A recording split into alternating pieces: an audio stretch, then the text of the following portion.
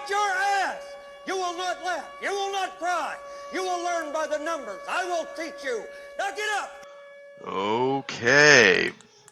Good evening, friends. It's Friday, which means it's time once again for another informative episode of Hobbservations on Roads to Liberty, part of the Think Liberty Network. That's think-liberty.com for all your libertarian podcasting needs. Also, wherever you listen to podcasts, that's think-liberty.com. Go there, subscribe to us, subscribe to one of the other podcasts on the network. We're not the only ones there, but I do like to think that we are the best.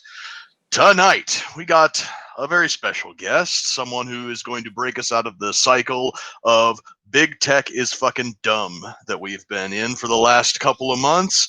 We are joined by Boog Mother herself, Kathryn Sanderson of Little Bits of Heaven Homestead on YouTube. How are you doing this evening? I am doing well. How about you tonight?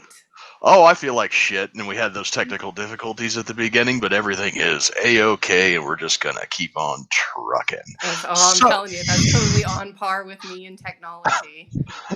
There we go. Awesome. So, before we get started tonight, our topic is going to be homesteading, gardening, farming, raising livestock, back to basic living, all of the good things that most normal people have lost sight of in our modern, technologically driven society that we live in. We live in a society, and just wanted to get kind of back on that. That's kind of what this show was originally going to be. It was going to be the preppers and the gun community type stuff, and then we kind of got lost on that because, like most things, technology got in the way. So I wanted to break that cycle and bring you on to talk about that tonight. So why don't you tell us a little bit about yourself, a little bit about your channel, what it is you do, and why people should listen to what you have to say. Beautiful. Well, hopefully people should listen to me because I would like to think that I know what I'm doing. Although I would not claim to be an expert on necessarily anything. I came to homesteading and raising food and back to basic skills through being a prepper. Just after September 11th, I had this brand new little tiny baby and realized how delicate our whole infrastructure is. You think that items on the shelf, and this was kind of craziness up until this pandemic, when you would talk to people about the fragility of the system and how we're really only 3 days from anarchy, and how having things like basic preps and some just basic necessities on your shelf may not necessarily be a bad idea. Well, I came to that realization after September 11th, and so I had a good, 19 years of crazy before this pandemic hit, where people are actually starting to accept that that's maybe not lunacy, and then it might be a good idea because our system is fragile, and there is no guarantee that you go to the grocery store and they're going to have everything. Like, we've become so, we live in such a convenient world, and we've become complacent, and we've totally become spoiled. And so after September 11th, I started prepping. And I'm not exactly sure at what point I had this realization, but you can put food on your shelf, and that doesn't necessarily guarantee security, because at some point you're just kind of prolonging the whatever that whole emergency situation is. And if it is a true shit hit the fan scenario, like apocalyptic thing, being a prepper doesn't necessarily give you any more security than being non-prepared. It just extends your time frame so that hopefully you can outlast and outsurvive everybody else who isn't prepared, and then I guess you go raid their materials. I'm not exactly sure what the plan is in that prepper world is, but I had this epiphany that I really didn't know squat. And so, like, if it came down to I had to raise my own food, I had no skills. And things that really matter in this world, the things that will guarantee survival, I was at a loss. And so I went on a slow and steady mission to not only start raising my own food, I love gardening, so that was really natural. I'm born and raised a city kid, and I'm an animal lover. And at some point, I got this wild hair, and I came home and I was like, we're going to add meat to our lineup. And I got made fun of a lot, saying, because I brought home rabbits. And I don't know that that would normally be people's first go-to. I think chickens are probably the more traditional. You can wrap your head around that. But I brought home this really cute, fluffy bunny. But cute, I mean, it was like 10 pounds. I can't even get on the screen. And so, I mean, it's not a pet, it's meat. And so I started breeding meat, and my parents specifically were like, they didn't believe that I could ever kill an animal. I wasn't necessarily sure that I could either, but I had it. I had this mission. I'm very goal oriented, mission minded, and definitely, if you present me with a challenge, you tell me I can't do something, I'm going to prove to you 10 times that I can. And so, brought home these rabbits and went on a mission to start raising my own meat, and it turned into some gigantic, just experience that I didn't quite plan on or predict. But now I have a full on homestead. I've got 18 goats in my backyard. I don't even count my chickens because that's craziness. Uh, I've got the rabbits, I've got ducks. At one point, I had peafowl, like peacocks, because they just showed up to me. It's very much this like if you build it, they will come type scenario. And so I just have animals show up in my yard, including peacocks. Coyotes killed them, but that's also something that comes when you have food, is you have predators. So it's been this just huge learning curve, and uh, it's definitely been a journey. So, Hmm. and then through this, I somehow was offered a newspaper column to write about homesteading, because even though I live in an agricultural area, uh, there's a disconnect with food. People, even though you can drive by a cow every single day, there are people in our community that still assume that meat comes from the grocery store because that's where meat comes from. And so I was offered this newspaper column. So I do write a weekly column about raising food and going back to basic skills. Uh, didn't expect that. I didn't seek it out. That was a total surprise. And then a couple years after that, my favorite YouTuber happened to drop into my life. And she essentially dragged me kicking and screaming into a YouTube channel. So I put out videos. I'm not very regular at it. I should probably take my channel more serious, as I don't consider myself a YouTuber per se, but I do like to share knowledge that I've gleaned through the years, and hopefully encourage and empower others that are maybe just starting out on this and have questions, because we are so disconnected. And these are skills that were prevalent 2, 3 generations ago. But as we've left them behind, not only have we left the skills behind, we've just completely thrown them away, and we have no recollection of them. And so it's been definitely a learning curve on my part. And I want to share that to hopefully make others' process and learning a little smoother. And anybody who's interested, the YouTube channel, like I said at the beginning of the show, is Little Bits of Heaven Homestead on YouTube. Is there an online outlet for your newspaper article, or is it just strictly print? No, there is an online, but you have to pay a subscription. Okay. All right. So yeah, now that we got your plug out of the way, hopefully everybody goes there and subscribes and watches some videos. Thank and you. most importantly, learns something. Um, One of the things that you said at the very beginning was, it kind of struck me, and this is something that I've talked about to a couple of my previous guests when I first got out there, and that is, you said something about people started to see that maybe prepping isn't lunacy. And that there really struck home to me, because when you have these pop culture things like doomsday preppers that takes just that very ends of the bell curve of the true wackos that are preparing for like zombie apocalypses and shit, and just not taking it seriously, and are or they're taking it themselves too seriously, and they end up looking like crazy people. When you say the word prepping to a normie, that's the first thing that pops into their mind. Absolutely. What I like to tell people is I'm Hmm. not prepping for a zombie apocalypse. I prep for continuity of comfort for my family in either short term or long term events. And you really need to, and that's when you do get into being prepared. And it used to be back in our grandparents' day, you would be crazy to not have a year's worth of food on your shelf, because if you're depending on your garden and some sort of either pest or drought or weather situation came in, and for whatever reason you were unable to have a successful garden, if you didn't have food on your shelf, you were dead.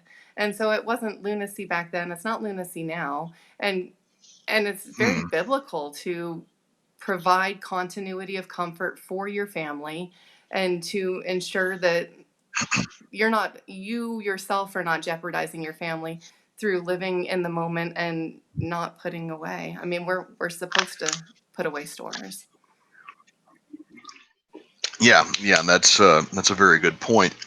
And the thing that I tell people, like you say you're not prepping for zombie apocalypse or whatever, you're prepping for continuity of comfort for your family. What I tell people is like, do you have uh, fire insurance for your Mm-hmm. house? Congratulations, you're a prepper.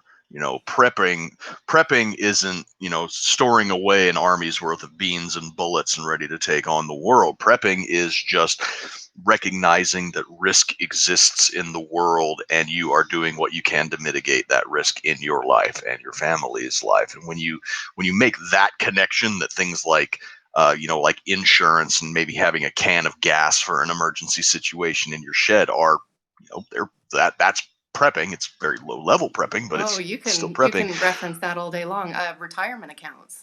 You're preparing for your future. I mean, Yep, there's there all you go. sorts of instances where we can say, well, I do this, and it's considered by society to be very normal because we all recognize that shit can happen. A savings account, I mean, an Hmm. emergency account, that's all being prepared in the recognition that what is happening today may not be the same situation tomorrow, and you got to cover your own rear because nobody else is.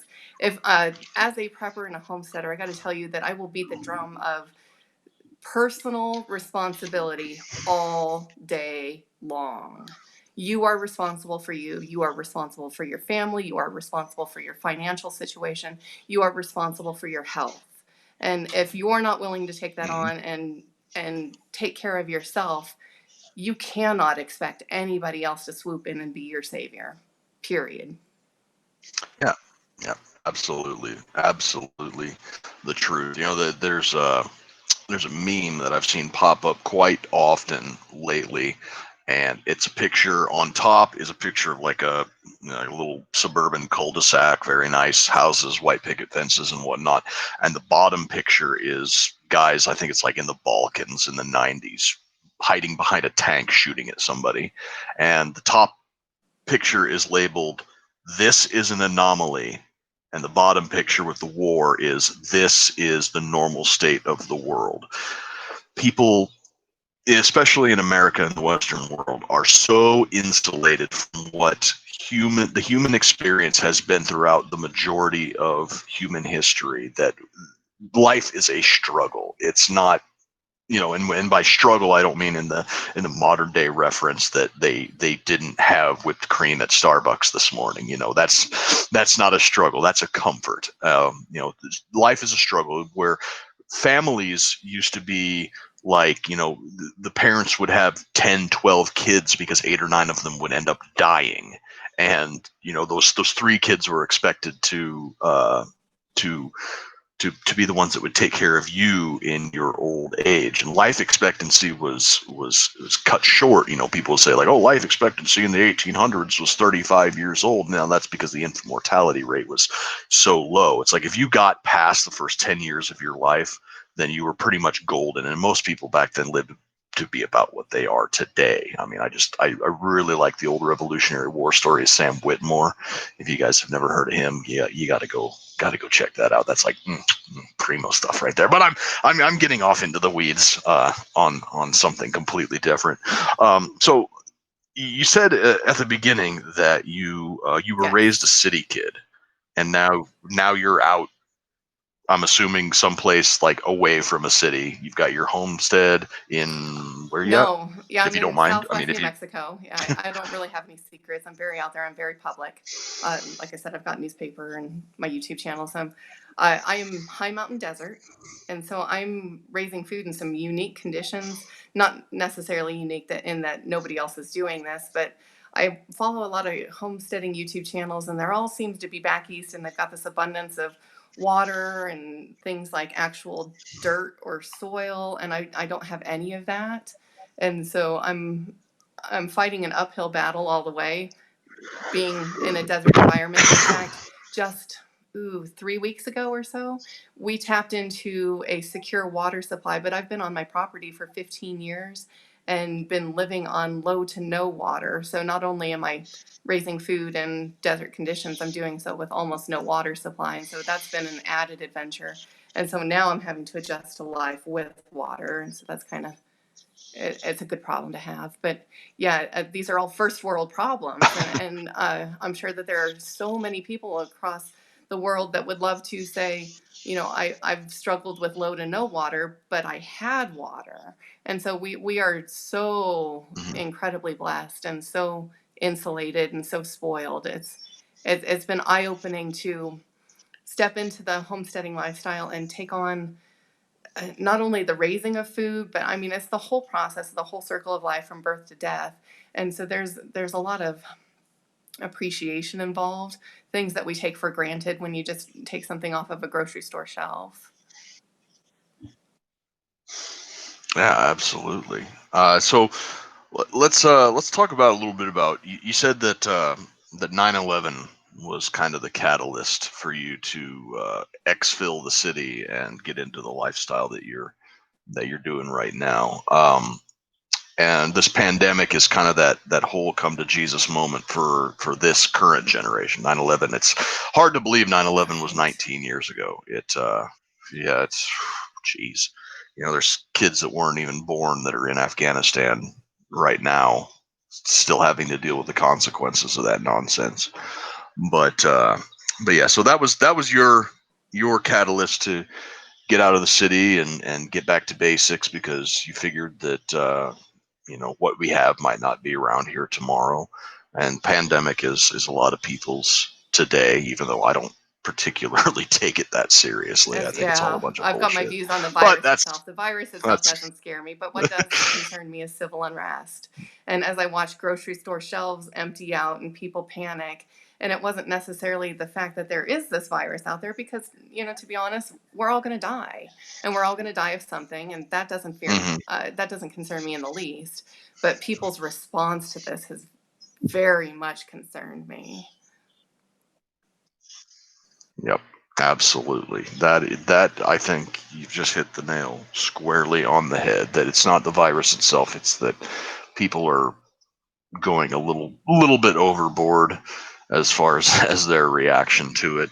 And so, let's say somebody had that idea in their head that I live in a town or a city or whatever, and they wanted to get into this lifestyle that you've got. I mean, let's put aside the whole getting real estate thing, which is a topic all its own that some people may or may not be able to cash in on.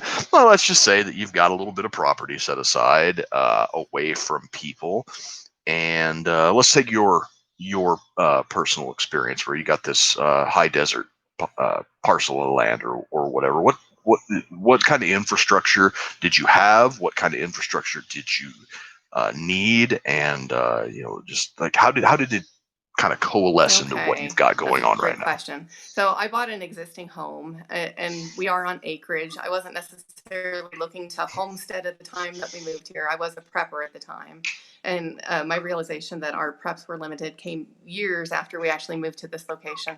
We moved here more for getting out of the city and putting some buffer zone in between us and crazy neighbors, because when I lived in the city, we had crazy neighbors like convicted sex offenders, and so I said, realizing that we can't necessarily escape from society in general, and we will have neighbors, let's put a little bit of a buffer zone. So we were looking for land. If I were smart at the time, because I was young, I would have taken into consideration the fact that we were being told that this property had almost no water in the existing well that came with the house.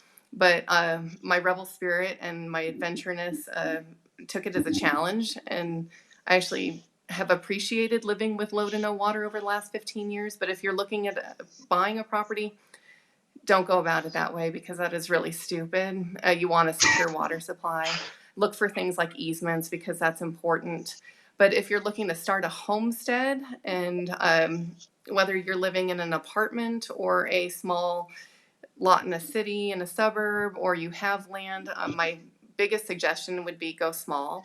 I see people like really get excited and want to jump in and just go full guns and get chickens and rabbits and ducks and goats and bees and do it all like within the first 6 months. And you're going to get overwhelmed and you're going to get frustrated and you're going to burn yourself out and you're going to say, this is stupid and fuck this and walk away.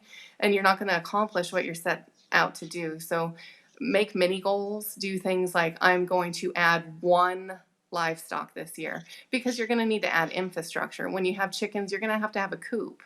You're going to have to determine if you want to free range them or if they're going to have a run. If you're going to have 6 chickens, that may turn into 20 chickens. And so you need to plan for that. If you're gonna get goats, oh my God, don't get goats. Just don't get goats. That would be my best. But Oh, my wife is going to be very, very disappointed that yeah, you they're don't recommend great. the goats. They actually pay for my homestead, so I shouldn't talk shit about them. They are jerks, and any rumor or story you've heard about goats is true. Just take it to heart. But they're interesting. They're an adventure. But I make goat milk soap because I had an abundance of goat milk, and my family stopped appreciating the fact that I was making them eat a ton of cheese all the time. And so I started making soap. Mostly as gifts for family, and then people started requesting it, and so I started selling a lot. I sell a lot of soap, and so they essentially pay for my homestead. So I shouldn't talk shit about my goats, but they make it easy to talk shit about them. But yeah, Whoops. so go slow. Add one major thing a year. So if you're gonna do a garden, don't try and do 10,000 square foot garden. I mean, especially if you've never gardened. And my God, if you're a prepper and you're saving seeds and you've never gardened in your life, do not wait for a shit hit the fan scenario to start your first garden, because you will die. You will die. There is nothing instant gratification about growing food. And unless you're going to eat microgreens that sprout in a couple days and you're going to tear through your seed supply in like 3 days, you need to learn how to grow. It's a steep learning curve. You got to take time to build your soil. So try now. But if you're in the city, if you're in an apartment, you can grow something. Grow herbs in your window. Put a pot in a corner that's sunny and grow a tomato plant. If you're growing squash, those suckers will just produce until the point you are giving, like you're throwing zucchini at people as they walk by. So I mean, you can grow. You can grow wherever you're at. Right. Yeah, that's I think it was my second guest that I ever had on my show was a guy that I was in the army with, and he said that certain plants are like you just said, the zucchini is gonna get to the point where you can't give them away, and he said that other plants you just you couldn't get enough of to save your life, and some were overproducing. Like he said his big experience was with okra, and he says he's got like 3 5-gallon Yeah. buckets full of okra seeds, and he's like, what the hell am I gonna do with all of this okra? And he's like, yeah, you know what, my great grandkids are gonna be sitting Yeah, pretty with okra. So that's another good point. Grow so what yeah, you he's eat, because if you're just going to grow stuff that you have no idea how to cook or your family doesn't like, yeah. Yeah, I hate okra. I can't stand it. So I would never even consider planting okra, let alone cultivating it for seed crop or anything like that. So yeah, you were we went into a little bit of some things not to do.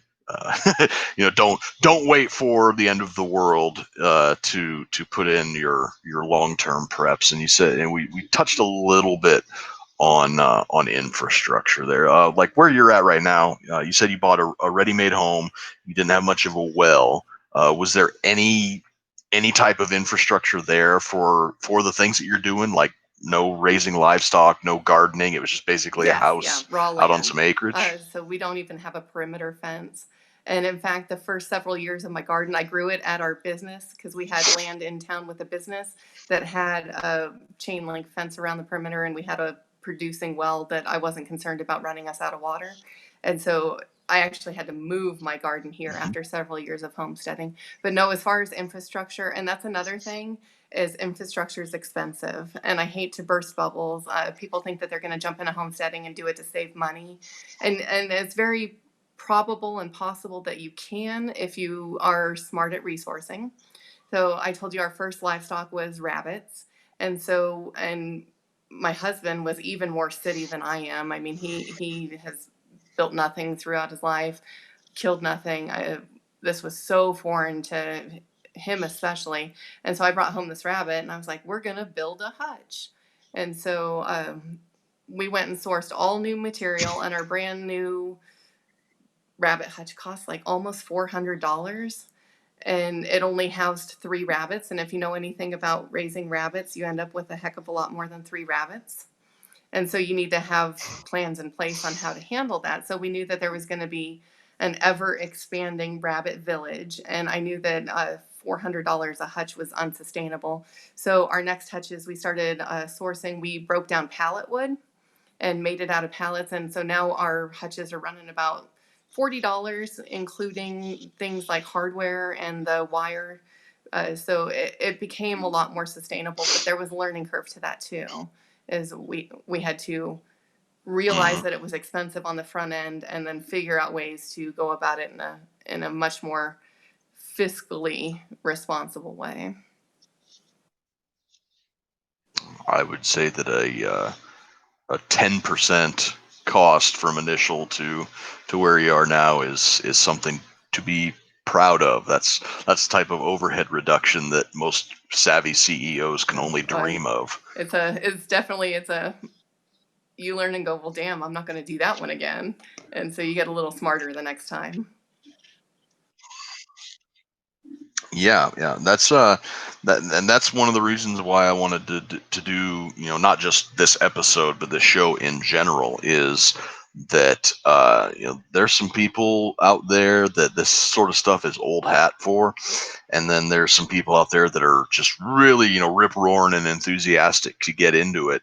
And I wanted to kind of bring people like those together so that these new people that are enthusiastic can learn from the mistakes and experience of the people that have been at it for a while. And that in the end is going to make the entire community of like-minded individuals a lot stronger in the long run, because people people like you, like me, like Ben, who's lurking in the background. We all kind of are an extended family of people who we think a lot of the same things. We have a general direction that we would like to see our lives and society go forward, and fighting against the current when you have somebody with a paddle that they've had for that they've made for themselves is stupid, and it's counterproductive. Agreed. Oh, to go back to your point as far Mhm. as bringing community together and strengthening us all, as a prepper, we hide in the shadows because we're afraid to reveal. Like, we've got some sort of secret, and if something terrible does happen, everybody's going to know our secret. And so coming out and empowering and encouraging people was kind of really counter to that prepperness in me. But I came to the decision that the more I can share and educate and encourage and empower others, and the more skills those around me have, the stronger I am naturally. Because if those around me also are skilled, that automatically strengthens my position. Whereas if they're hurting, or they're Right. scared, or they're needy and they're skillless, and I'm the only one with skills, that puts me at a strong disadvantage. Right. Not only that, the fact that a lot of people will have skills that you don't have, and you'll have skills that they don't have, and you can build off of each other.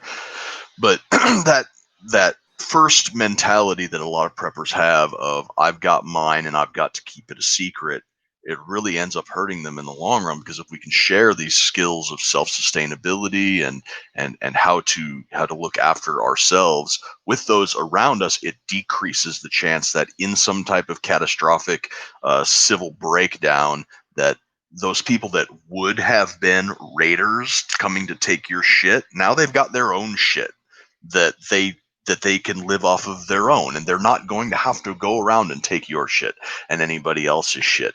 And that's going to go a long way to not only keeping yourself safe, but it's also going to go towards building society back up after some type of a catastrophic fall. And going back to that whole learning from the mistakes of the past, maybe we can avoid going down the path that we're on Right? now in the future. Oh, wouldn't that be wonderful?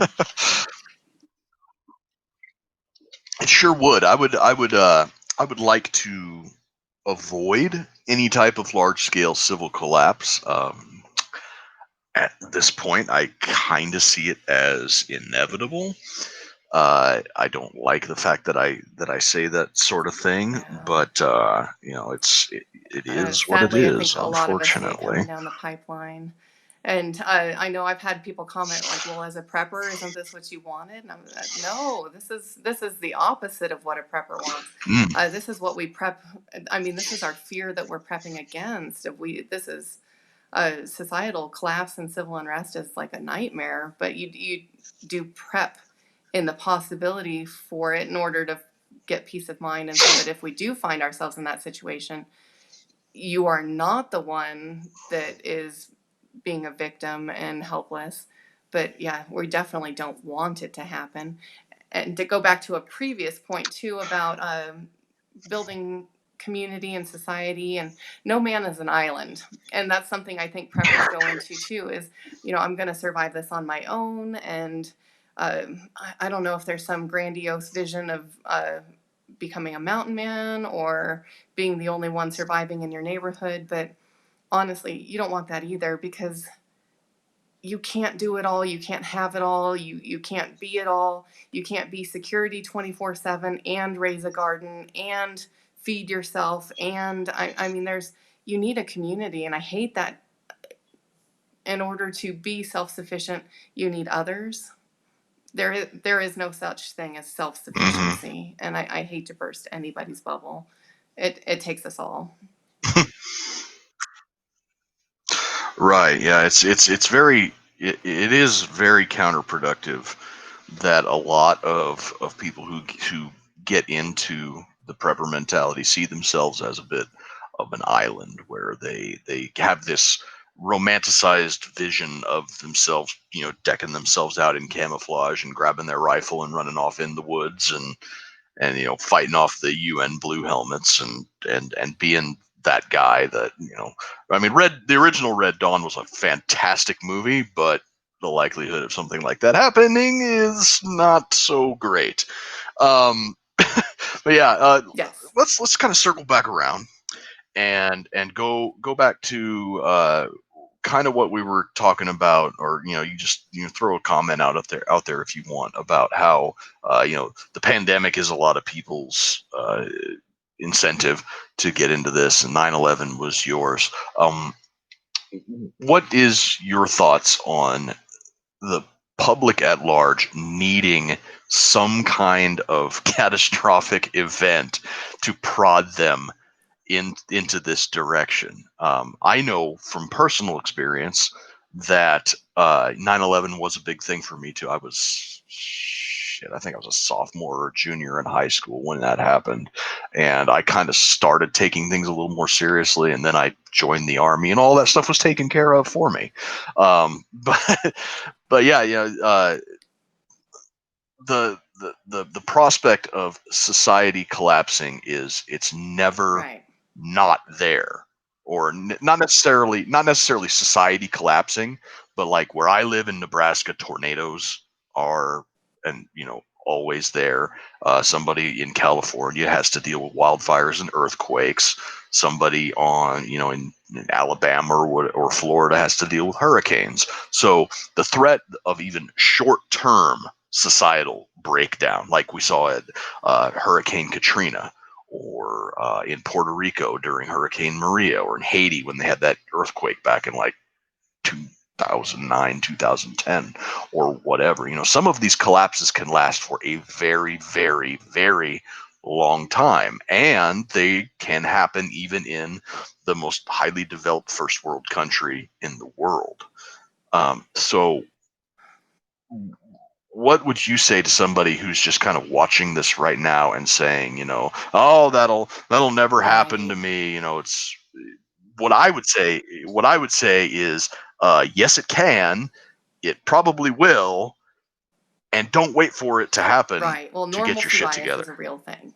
As we all want to believe that normal is normal and that nothing's going to happen. And I mean, because the idea of things like pandemics or civil unrest or societal collapse are things that you don't really, that's not a comforting thought. I mean, that doesn't make you feel good. It doesn't make you sleep well at night.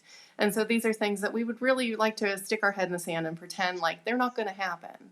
But things like job loss, that's very common, and not that our current situation is common, because people have lost their job by the millions and there is no other job to go get. And so this is a really unique scenario. But if we were Hmm. to take a step back and rewind ourselves 6 months and talk about job loss, well, that could happen to any of us outside of a pandemic or outside of a shit hits the fan scenario. Things like illnesses, cancer. I mean, all these things happen. And to maintain a normalcy bias and say, well, no, nothing's ever going to happen, is really, it's unwise. And so if I were to counsel my own children, and I do, and they think I'm loopy. I mean, they think I wear my tinfoil hat and that mom is just crazy. But they've also seen with this current pandemic, and I hate to call it a pandemic, but I don't know what else to call it. But our current situation, they've seen that there is some insecurity, and I'm hoping that all those out there that have either lost their jobs or maintained their jobs because they're quote unquote essential workers. I hate that term too, because we're all essential. All jobs are essential. I don't give a shit what the government says. But I mean, there's things like, I live in an area where when we get even minimal amounts of snow, they shut down the highway and I may not be able to get in for a day or two. And I have neighbors that go to town and shop for groceries every day. And that just blows my mind. I'm like, what do you mean you don't have 2 or 3 days worth of groceries on your shelf? That's not crazy at all. And so, but what I do think is crazy is being Hmm. completely and totally dependent on a system that you have no control over. And so if we were to step outside of our current situation and say and tell somebody, "Hey, you may go to the grocery store and the shelves may be empty," they would think you're a loon. But now, 6 months into this, or however, no, we're what, 3, 4 months into this, where grocery store shelves have been empty. Well, you can tell somebody that and it makes sense to them and it resonates. And I hope it sticks with them. Honestly, I hope that these are lessons that people take long into the future and they do things like create a savings account and have a buffer zone and do have food on hand, because you just never know. You never know. And that's what it boils down to. Right, right. So, like we talked about in the pre-chat, before we got started here, like, I live in a town. It's hardly a city, but it's not some place that I can, you know, I got a yard, but that's for the dogs to run around in. And I rent, so I can't can't exactly till it up and put a big garden in I have place or thoughts for anything you on like that. that. Okay, so So because yeah, I'm crazy, I work it. a good job. I'm a purchasing agent for a steel distribution warehouse, but I'm also insane. And so I have a paper route, a newspaper route that makes almost no money. And I very rarely bill my customers just because that's my least favorite part of the route. But it gets me out in the community and it's very like 1950s milkman esque. And I just love it because I just love the community portion of it. And I feel like I'm just stepping into like that movie Pleasantville. I think that's what it was called. But I just love it. So, but anyways, part of what I do is I drive around, and because and it's not rural. I'm in town at this point, but I look at people's gardens and people, because I'm delivering the newspaper that I write for. My customers know me, and so they know me as the homesteading lady, and so they want to invite me in their backyards and show me their gardens, which I just get a total kick out of. But I've seen so many people gardening in like 5 gallon buckets or tubs. I mean, there's all sorts of creative. My friend I have a friend who owns Mary's Heirloom Seeds. So if you guys are looking for a seed source, I'm going to throw her out there. But she does videos as well, teaching people how to do unconventional gardens. And so she'll grow them in like kitty litter buckets, or the big 55-gallon blue barrel drum. She'll cut them in half. And I mean, so it's really up to your imagination and your own creativity. You don't have to have an in-ground garden. So you can do all sorts of creative stuff. And I've seen people who are growing far more productive gardens than what I've got going on. And they're in the middle of town on a teeny tiny postage size stamp of a lot. And I'm like, that's fantastic. So if they can do it, anyone can do it. So. All right, so Ben pulled something up here. I think he pulled up the site for Mary's heirloom seeds. Okay, you guys He's check on her it. out. She's Doggone it. fantastic. And she will be true after your heart. She's a mom and pop. It's just her and her husband. They are the epitome of small business. She fills all her seed orders herself by hand. I just love her. Love her. So, I'm assuming that this is all, heirloom seeds. I'm assuming yep. they're all like, organic and blah blah blah for people that require that sort of thing. So that's really good. And I would also like to put out there one more time to anybody watching right now that we are live. You can go ahead and ask any questions you want. We've had a lot less engagement Well, it's than we because it's normally me. do, I'm which is telling kind you, of it's me. weird. So I hope no, no. I think that I hope that we're not having any more technical difficulties, but this will go up on the YouTube channel and it should be on the Roads to Liberty Facebook page. So let's see. Yeah, you were that right there is some good solid advice with the non-conventional gardening, because my wife, she's pregnant right now. She's gonna pop here in about a month and a half, and she wanted me to build her a little garden plot.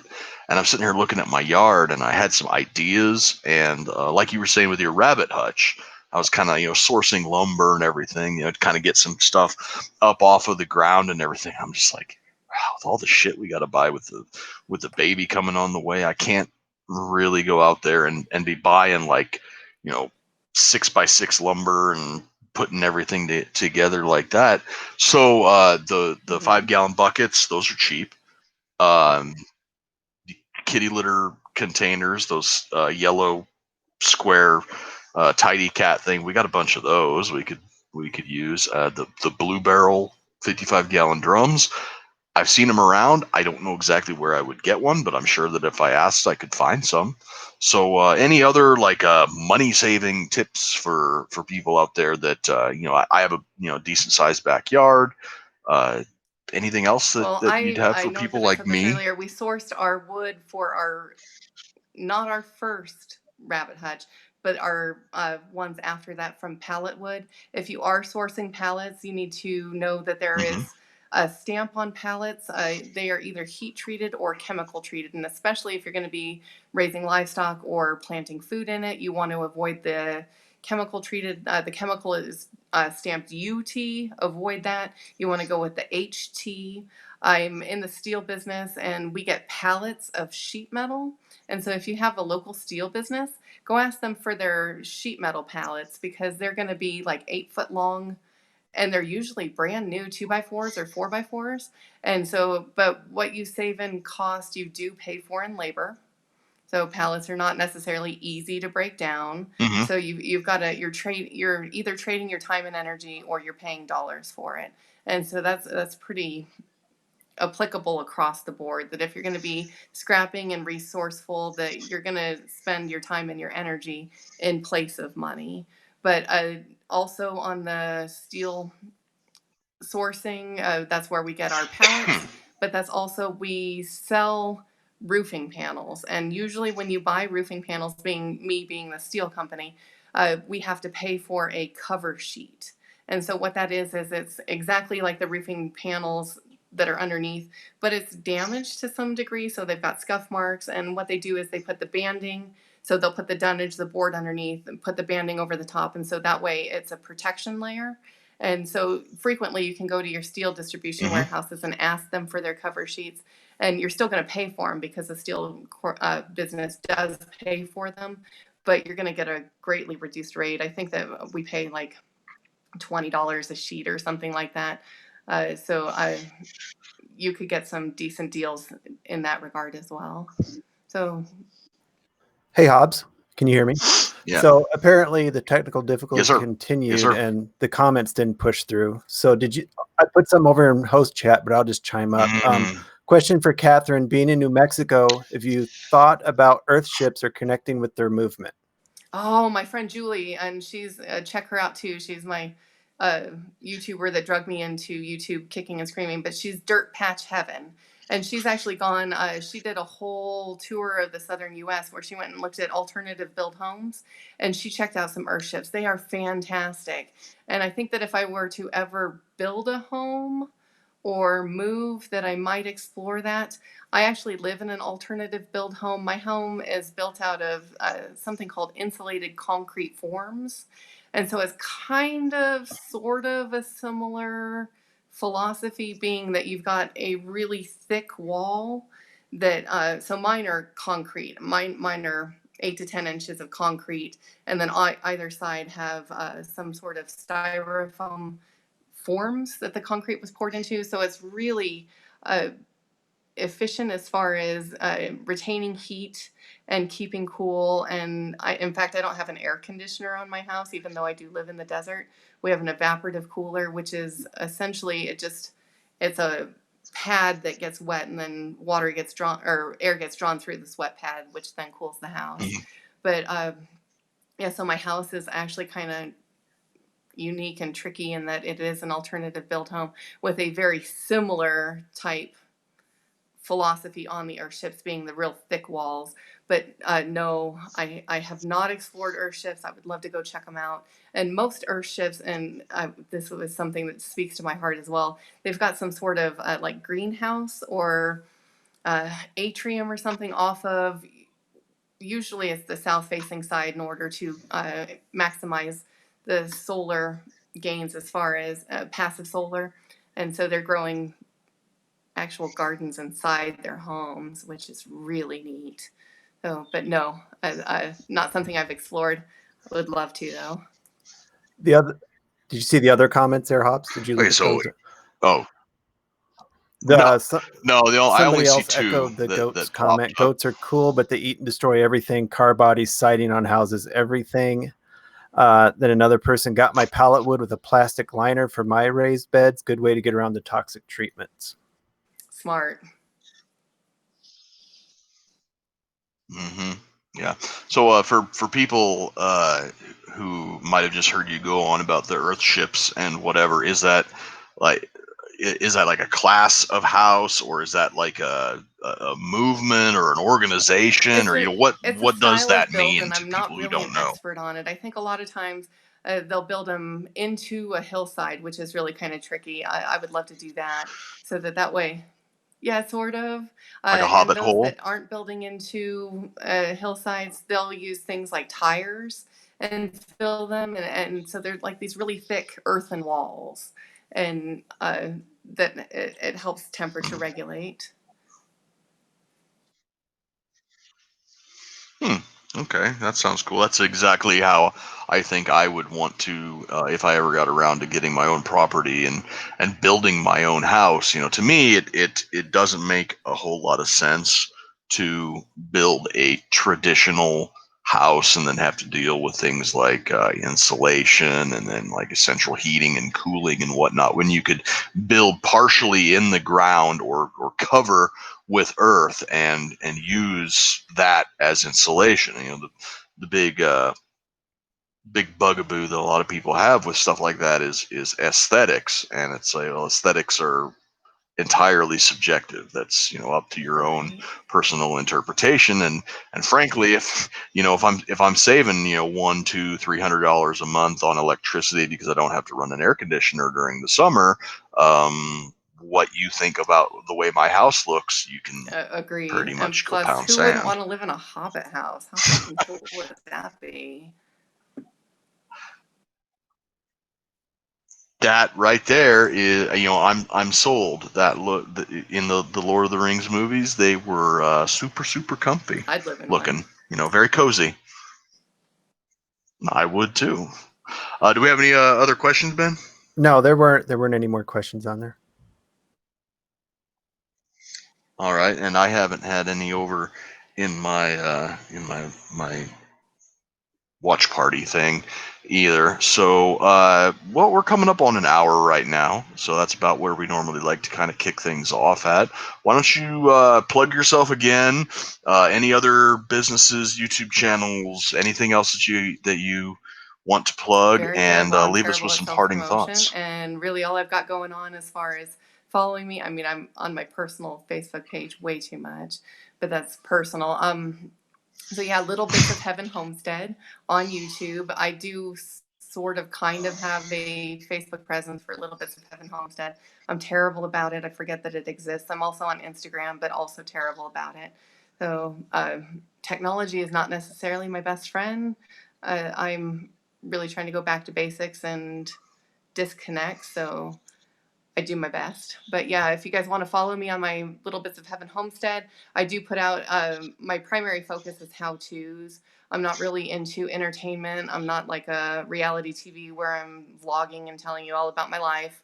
I just want to come in, drop some information that's going to help you, hopefully teach you something, maybe entertain you. I don't know. But that's really my purpose and my goal is to teach and empower and encourage. And anybody and everybody should, could, and can grow food. All right. Well, thank you for joining us tonight, everybody. I hope you learned something tonight. Our guest, of course, was Kathryn Sanderson, otherwise known as Mama Boog, on the Facey Spaces there. Again, thank you for joining us tonight. Little Bits of Heaven Homestead on YouTube. Roads to Liberty podcast on Facebook and on YouTube as well. Go there, subscribe. Think-liberty.com. Thank you for joining us tonight, everybody. If you would, Kathryn, please stick around afterwards. We'll go over a quick little AAR. And for everybody else out there, for me, for producer Ben, and for Token, everybody have a good evening.